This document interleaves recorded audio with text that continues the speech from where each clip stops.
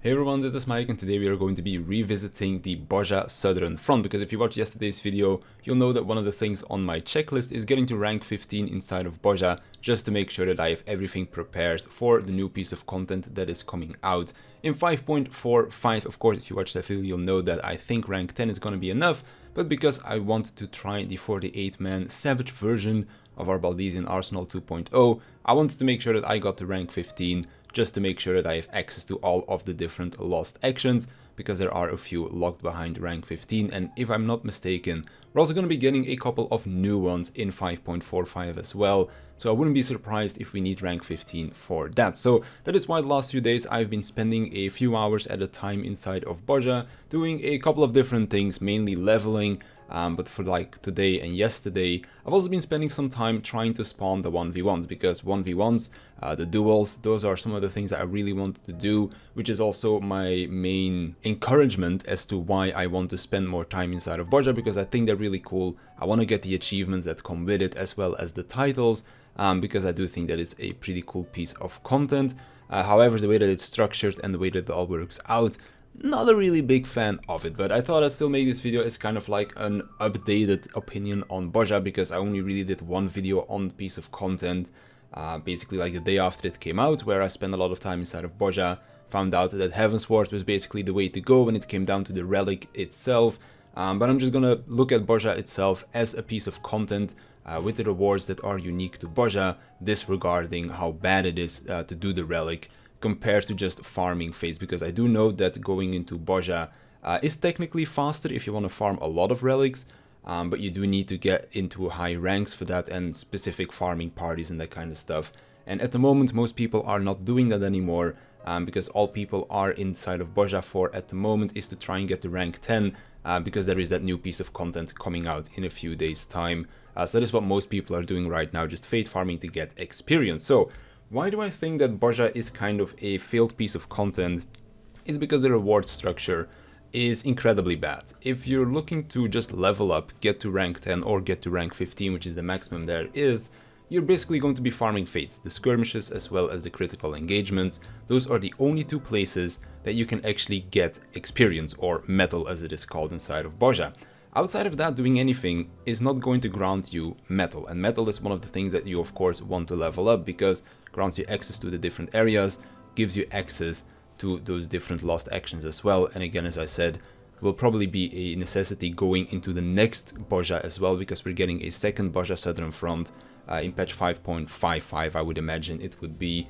So I do think you'll probably need to be max rank if you want to go into that new zone, because that's also how it worked for Eureka, if I'm not mistaken. So leveling aside of Bozja is pretty much only going to be doing the fates and not anything else that is there to do. Going into the Castrum dungeon at the end does not grant you metal either. Farming random mobs, again, doesn't grant you metal either. Now, there are a few ways for you to buff the amount of metal that you can gain, like for example doing the duels, because if someone successfully completes a duel, not only will that person gain a significant boost to their metal, but it will also grant a instance-wide buff to people's metal as well. So you do technically want to be doing the 1v1s when they pop, because if they are successfully completed, people gain an experience boost, so to speak. However, the problem here is that spawning the 1v1s, because they do actually need to be spawned by people, does not grant you really anything. Like for example, the last 2 days, I've been trying to spawn the 1v1s because, as I said, it's one of the main things that I want to get done inside of Bozja, but spawning them means you need to kill specific enemies, and just killing enemies doesn't really give you anything. Here or there you're gonna get a cluster, which is one of the things that you can use to buy stuff from a store or from an NPC inside of Bozja. But outside of those clusters here or there, it doesn't really give you anything, and you're just literally going to be hitting a mob for about 20 minutes hoping that the fate will spawn again. That fate also has a 1 hour respawn timer on it, so basically you're going to be hitting mobs for a while. It's not going to give you any metal. You might get some clusters here or there if you have the relic quest step active. You might also get some of the fragments that you need for that, or whatever they are called, memories or whatever.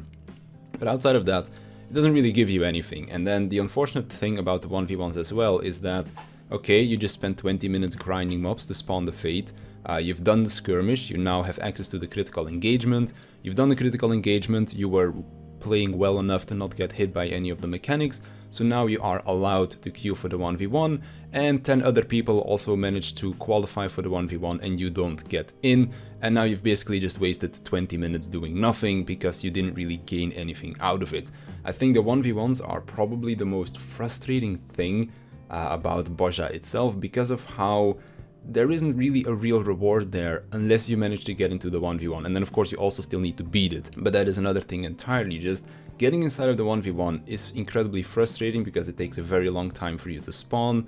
those set critical engagements. Then of course doing the critical engagement itself, if you've done it a couple of times, you know how to do all of the dodges and whatnot, but then you still need to queue against other players, which usually is going to be around 5 to 10 other players that qualify on average. I think the lowest I've seen in the last few days is like 3 players, but still, that's only a 30% chance for you to get into the 1v1 that you worked 20 minutes for to try and spawn. So it feels incredibly bad. I think that they could have handled it a little bit better. Like for example, when you are qualifying for a 1v1 but you can't get in, you get a token, and then maybe if you collect 5 tokens of a specific duel, you can talk to a random NPC inside of the base of Bozja and then be like, okay, look, I haven't been able to get into this fight for 5 times, here are my 5 tokens, force the spawn and make it so that I can go in there guaranteed. I think that would already alleviate a lot of the frustration with it, because it will at least guarantee you can get it. It's kind of like how Savage works. You can do Savage for 8 weeks and get really unlucky with your loot drops, but you'll still have those books and you can spend those books to then get your gear that way. I think doing something like that with the duels could also be a good thing, because you're essentially fighting against 48 other players for a spot inside that 1v1, which is why it's really annoying, especially because they also need to be spawned in the first place. So those are kind of like the main 2 things that I don't quite like. The only way for you to get metal experience is by doing these fates. You need to literally run from one fate to the next if you want to keep up with other people also fighting to get in there, because of course there are multiple fates going on at the same time. By the time you reach a fate, it might already halfway be done. People also usually don't even party up for it anymore, I find as well. So it's literally just like trying to get into the fates as much as you can to try and get that gold rating to get the most metal possible. Then the 1v1s themselves are very frustrating to spawn as well. And then outside of that, once you reach rank 15, once there's nothing else for you to do, you can do the cluster farming and you can also do the fragment farming, whatever it is that you are looking for. But again, those things are all very disconnected from each other. If you're looking to level up, you're not really going to be gaining many other things outside of just experience, and it's only after you start doing other things that don't grant you experience that is where you gain a whole lot more when it comes down to like the end game stuff inside of Bozja, like for example the clusters, or if you're going after relic materials. Once you start specifically focusing on those things, you can get them relatively quickly, but unfortunately enough, it doesn't gain you experience anymore or anything else. So whenever you're looking for a specific reward, you need to kill specific monsters, and outside of that specific reward, they will most likely not grant you that many other things, which is kind of unfortunate. And then last but not least, we also have the Castrum dungeon at the end, because Castrum right now is still very active, because there's a lot of players coming in trying to get Bozja done in terms of going through the story, and the last story quest requires you to do Castrum. But outside of that, before people came back into Bozja, Castrum was kind of dead, because there is no real incentive for you to do Castrum anymore, because they've made it so, they changed this, I don't know when they did, but they did it at some point, where you can now also gain the Bozjan coins from doing critical engagements and skirmishes, and previously you could only gain those coins inside of Castrum. If you don't know what they're used for, they're basically used to buy your Bozja gear. You can also upgrade that Bozja gear to get like haste on the gear itself that only works inside of the Bozja Southern Front, and also in like the new raid that is coming out in the next patch. But basically you could only gain those coins inside of Castrum, which is the main reason why people ran it. Of course there are also some lost actions attached to Castrum itself, but I think most people did it for the gear.